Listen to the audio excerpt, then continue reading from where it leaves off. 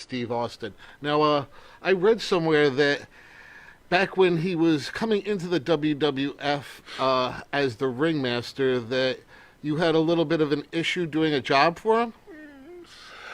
I refuse to do a job for Stone Cold Steve Austin, arguably the greatest professional wrestler of our time. Yes. But no, yes, he was. Here's the deal. I told you I was very frustrated. When you started the WWF back in those days, you signed for an initial 2-year deal. No guarantees, really. It was just a chance to work there. And if you made it through those 2 years, you could re-sign for 1 year. Well, right as my 2 years was coming up, they weren't really using me much. I wasn't getting booked. They were killing me on TV.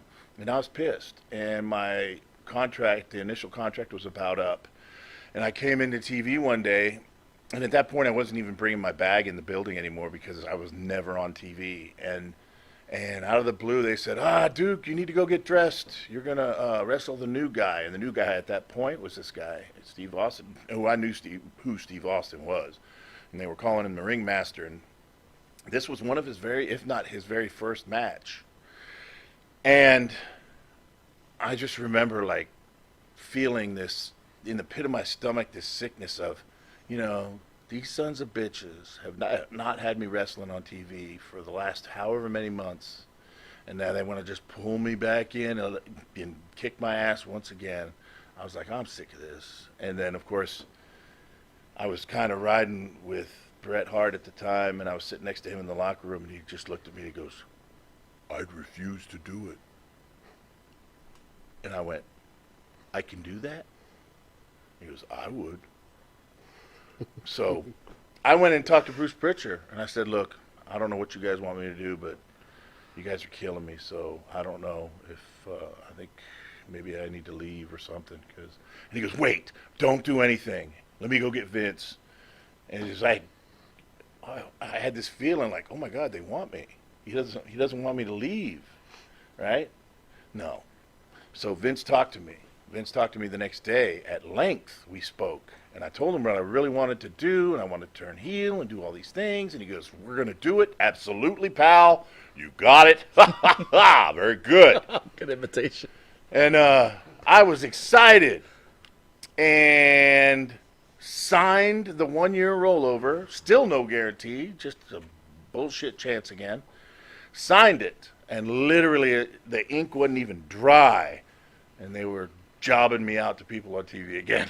Oh, man. They got me to re-sign, because what little bit of money they did put into me, they wanted to have a return on it by, letting me put people over or whatever. But yeah, as soon as I signed that, and I remember it was, I was really just pissed. And I remember going home and calling my mom, and I told her what happened, and she goes, she was just disgusted. She goes, oh, Michael, don't ever believe a word any of them say ever again. Mm. And I held on to that for a long time. I was like, I can't trust any of these people. And it just, like I said, spiraled out of control and got a lot worse. But yeah, and we still laugh about that to this day. I always rib him. I go, I wouldn't do a job for you when you first came in. One of my stellar, one of the stellar moves in my illustrious career is not putting over the greatest pro wrestler, arguably, of all time. Well, I want to thank you for joining us. Incredible interview. Once again, you want to promote the man's... Yeah, we've got to make sure you check out Trash Cam Live. Like, subscribe, hit that bell. Make sure you follow them. And come visit them Saturday for autographs and pictures and load up Eric Sims' purse with lots of money. Feed me money. Want to thank you again, sir. Quite the gentleman, quite the story, quite the man. Thank you. This has been Mike Monty. This is Bruce, filling in for Daniela, who will be back on Thursday.